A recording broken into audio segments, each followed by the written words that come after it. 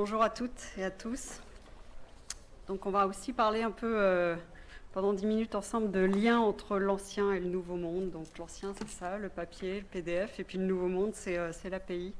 C'est un peu le métier d'Innovatique en fait. On va aussi commencer par un chiffre, 250 000. 250 000 c'est le nombre d'entreprises sur le dernier trimestre qui ont demandé un prêt à leur organisme bancaire, selon la Banque de France, sur le dernier trimestre uniquement. Donc c'est potentiellement 250 000 clients pour vous, néobanques, qui vous intéressez au B2B. Et du coup, on comprend par ce dynamisme en fait, que le crédit devient un produit d'acquisition pour l'activité néobanque, mais c'est aussi et surtout une instruction un peu complexe qui est fastidieuse, qui demande forcément un outil de scoring et qui doit en fait composer avec une promesse de quasi-instantanéité. On l'a vu tout à l'heure, même si ce n'était pas forcément relatif au crédit, mais 2 minutes entre l'inscription et je peux aller payer en magasin. Donc il y a vraiment une volonté en fait de fraîcheur de l'information et du service. Et donc c'est un vrai challenge en fait pour cette activité de crédit, et c'est passionnant. Et du coup, la première question qu'on peut se poser quand même, c'est comment je peux être certain que mon outil de scoring, il est alimenté par des bonnes datas. Parce que si j'ai des mauvaises datas en entrée, ça plus une promesse de temps réel, ça peut devenir compliqué. Donc moi je suis Cécile, je suis en charge du business chez Innovatique. Innovatique c'est le spécialiste de l'extraction de données de documents PDF. Donc entre guillemets l'ancien monde, voilà, qui extrait en fait les données pour ensuite les proposer par API ou en front en fait sur une plateforme à nos partenaires, et qui se mue depuis 3 ans en partenaire techno de B2C, on pourrait dire en fait, avec une plateforme SaaS. Voilà, donc on a à la fois le legacy et à la fois on est un petit peu entre les deux mondes, nous aussi.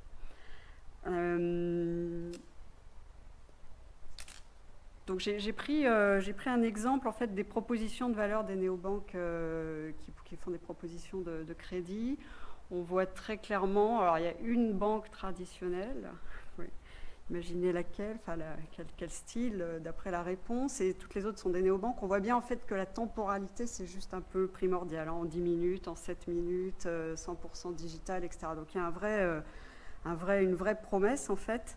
Et ça veut dire quand même que si on répond en 10 minutes, il faut être capable de collecter, d'analyser des bonnes données, d'analyser, de vérifier leur validité, d'analyser les ratios, les croiser si on peut aussi avec le comportement bancaire. Ça aussi, ce sont les nouveaux outils de scoring, mais il s'agit bien de croiser en fait les datas comptables ou financières et celles des comportements bancaires. Et puis enfin émettre une proposition de crédit, et tout ça en 10 minutes, quoi. Donc on mesure bien dans ce contexte de temps réel l'importance de la data, l'importance de la donnée entrante en fait, qui, si elle n'est pas fiable ou si elle est incomplète, en fait, peut avoir des répercussions un peu importantes, un peu négatives en fait, sur votre capacité à prendre les bonnes décisions avec une mesure de risque qui peut être biaisée, quoi. Donc de quelle data on parle en fait pour alimenter un outil de scoring? La matière première, en fait, c'est souvent, on revient toujours un peu à la même chose. Enfin, en tout cas, c'est notre expérience, nous, avec l'ensemble des banques de réseau avec lesquelles on travaille depuis des années.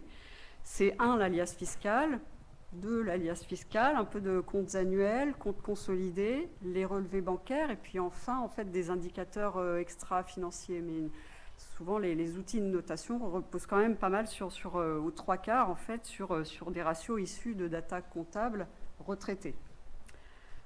Donc ça, c'est une relique. C'est la première liasse fiscale d'Innovatique en 1900, donc exercice 1996. Le fondateur, qui est le plus ancien start-upper fintech peut-être, est ici dans la salle. Donc, bravo à lui. Et donc, 2 enseignements à cela. Première, c'est que déjà, Innovatique, elle est pas mal axée R&D dès le début, et toujours maintenant, en fait, on extrait... on réinvestit toujours à peu près entre 25% et un tiers de notre chiffre d'affaires en R&D, donc c'est vraiment notre ADN. Et deuxième point, c'est que le format, il n'a pas forcément changé en fait. 25 ans après, l'UNIAS fiscale a toujours un peu la même tête, sauf qu'il y a plein de micro-changements à la marge qui font du coup, qui font en fait que ça met en défaut les solutions qui sont full OCR.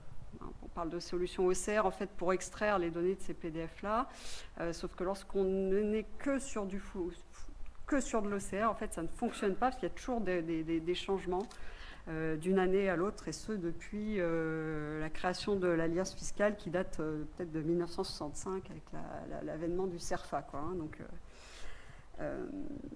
donc en fait, alors après, je me suis amusée à regarder, en fait, à faire deux recherches croisées sur Google Trends. Et c'est un clin d'œil, mais en fait, on voit un peu la pénibilité de devoir dépouiller une liasse fiscale. On voit qu'il y a un peu comme une corrélation entre la recherche OCR et la recherche liasse fiscale. Et puis toujours avec des pointes en fait de pénibilité qui sont toujours aux alentours du mois de mai, qui est le dernier mois auquel on a droit en fait pour déposer sa liasse aux impôts, et du coup aussi à tous les autres partenaires commerciaux qui sont intéressés par votre liasse, hein, par la liasse d'une entreprise, que sont aussi en premier chef en fait les banques commerciales, et du coup éventuellement aussi les néobanques. Voilà, donc concrètement, en fait, une liasse fiscale, qu'est-ce qu'on y trouve? On y trouve 800 comptes postes comptables qui sont éparpillés, nichés dans 17 ou 18 pages. C'est encore pire sur les bilans livres, hein, donc c'est à peu près, pareil, toujours 800 postes, mais qui sont là dans 150 pages. Et puis les bilans consolidés, là, c'est le summum, on atteint parfois 500 pages, 600 pages. Donc là, c'est l'activité, en fait, justement d'Innovatic, hein, d'aller piquer, d'aller vous chercher le jeu de data nécessaire et suffisant dans cette forêt de valeurs et de pages, quoi.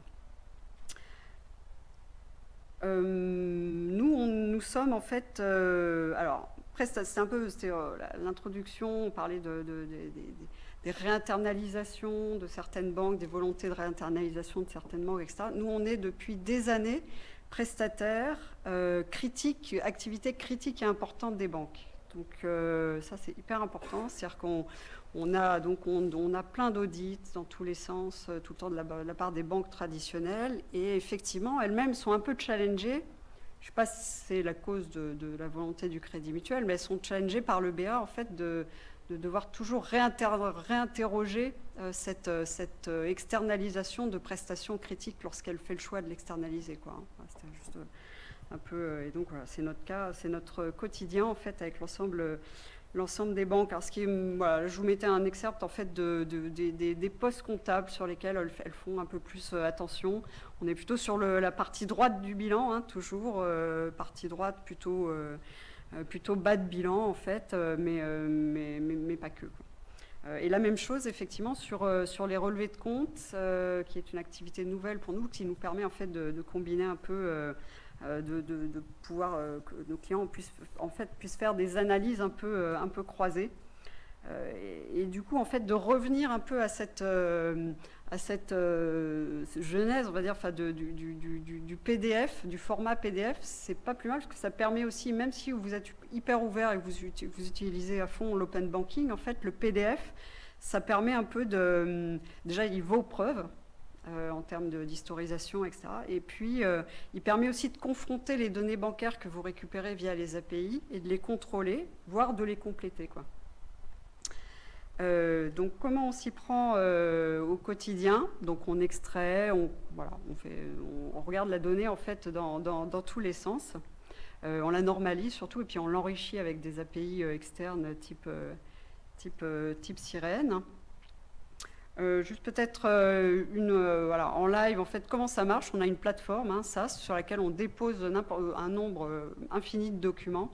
Il y a une extraction qui se fait en live, en fait, des données, et avec un rendu qui est soit par API, soit sous format plat, soit sous format Excel, avec une possibilité d'avoir des ratios et des indicateurs que vous avez choisis, prédéterminés, en fait, en vision un peu front, quoi. Pour finir, deux témoignages, enfin deux use cases en fait. Le premier, un peu legacy de l'ACG, de la Confédération Générale des Scopes, qui utilise en fait notre API pour extraire les données de ces 3600 adhérents et pour les envoyer au ministère et pour contrôler que telle société, chacun des 3600 adhérents est bien une scope avec des critères effectivement de chiffre d'affaires et de nombre d'employés. Et puis une deuxième, c'est Tresoria, qui est une plateforme en fait, qui fluidifie en fait, les échanges entre un courtier en financement et un client pro en fait, qui cherche du financement et donc pour laquelle en fait, cette société, cette plateforme Tresoria a pu renforcer, solidifier son algorithme.